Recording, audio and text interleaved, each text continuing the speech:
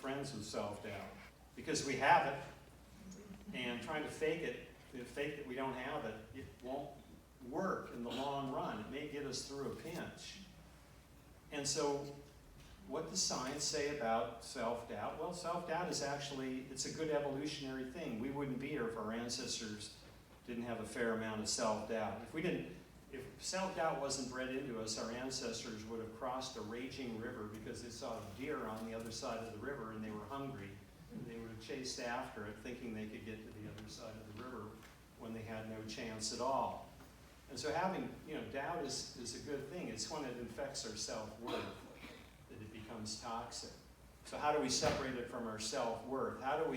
And this is where Carol Dweck had some really great advice.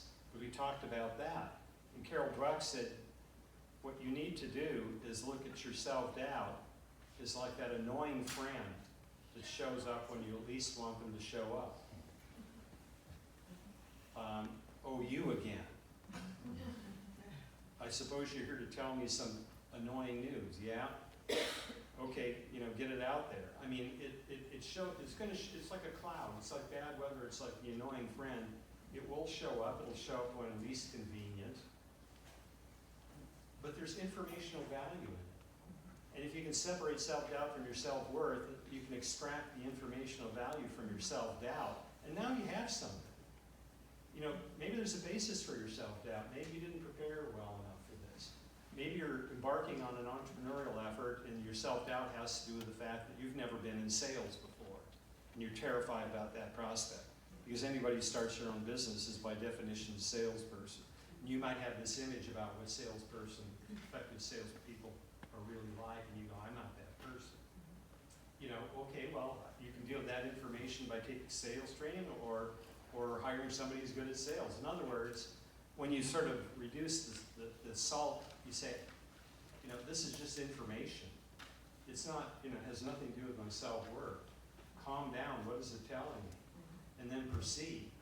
It can be, and then there are techniques that have, of dealing with self-doubt that have real validity, academically proved validity, like, self-talk. Talking yourself out of it. When I learned to become a pilot, any of you pilots, have any of you got your private pilot's license or anything like that? There's a great course you can take from a husband and wife team named John and Martha Kane. And they're always, these videos, and you're always watching, they're talking their way through every maneuver you can make. And so I learned to do that too. And it took out the panic of being up there alone, or being up there with somebody who's a tester sitting next to me, who's just talking through. I'm now going to do this, I'm now going to do. And even better, you talk about yourself in the third person, so you remove the I from the, Rich is now going to do this, Mary's now going to do this. And so there are a lot of techniques to deal with self-doubt, but it's something you can't run away from. You might as well face it. And face it as, here comes information, poorly packaged. I'm going to remove the bad wrapper here and figure out what it's telling me and proceed. All right, Mary's going to ask another question. Thank you, Mary. You ask such intelligent questions. From our audience, do you see differences between men and women or boys and girls in terms of bullying?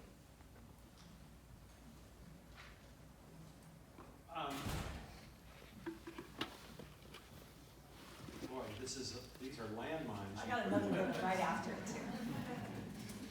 Between boys and girls, I would point you to somebody that my wife and I became acquainted with when we sent our oldest daughter to a therapeutic boarding school outside of Phoenix because she was having behavioral problems.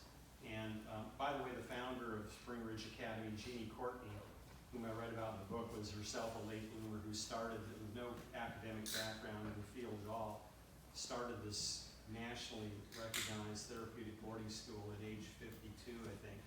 Something like that. But we became acquainted with a writer named Leonard Sachs, S-A-X. He wrote a book, I believe the books are called Boys Adrift and Girls on the Edge. I could be wrong about that, but Leonard Sachs, S-A-X. He wrote a book about teenage boys, about teenage girls. And he said the problem that he sees today is that boys are dropping out. They become dispirited, demoralized, given the wrong set of friends or community, they might join gangs. More often in a community like this, they'll drop out and play computer games and stuff like that. They drop out, they quit. They love computer games, he said, because they can be heroes in computer games. Computer games give them a sense of self-efficacy that they are not getting in the real world. The pathology of girls today tends to be has to do with perfectionism. Body image perfectionism, sports perfectionism, grade perfectionism, relationship perfectionism. And that it's sort of, rather than the dropping out, it's the struggle to look good until things blow up. So it's more packaged together. Now, this is sort of a really broadly, and I'm probably paraphrasing it terribly, which is why I would point you to Leonard Sachs, because he's done some real good work with NIH research. So, I always look to see if there's political or other kinds of biases in a writer's work, and I don't detect any in Leonard Sax's. But he may be able to answer some of those questions about differences between boys and girls. All right, what about this?